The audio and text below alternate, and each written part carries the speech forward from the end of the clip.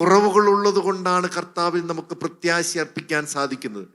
നിങ്ങളുടെ പാപത്തിന്റെ കണക്കുകൾ ഓർത്തിരിക്കാത്തവനാണ് കർത്താവ്.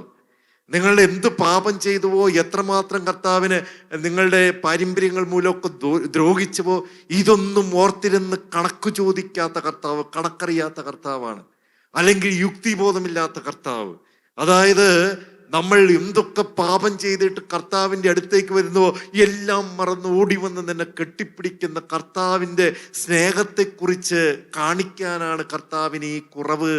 അതേ പ്രിയപ്പെട്ടവരെ, ഇന്ന് നിങ്ങൾ നിങ്ങളുടെ രോഗങ്ങൾക്ക് വേണ്ടി പ്രാർത്ഥിക്കുമ്പോൾ ഏത് മേഖലയിൽ നിങ്ങൾക്ക് പാപത്തിന്റെ മേഖലയിൽ കടന്നു വന്ന് രോഗിയായോ പേടിക്കാനില്ല. കാരണം കർത്താവ് ഈ കുറവുകളുള്ളവനാണ്. അതുകൊണ്ട് കർത്താവിനോട് മാപ്പപേക്ഷിച്ച് പ്രാർത്ഥിച്ചാൽ കർത്താവ് നമ്മളോട് ക്ഷമിക്കും. ബൈബിൾ കാണിച്ചു തരുന്ന കർത്താവിൻ്റെ കാരുണ്യത്തിന്റെ സ്നേഹം അത്രയേറെ വിലയറ്റ സ്നേഹമാണ് എന്ന് ബൈബിൾ നമ്മളെ പഠിപ്പിക്കുക.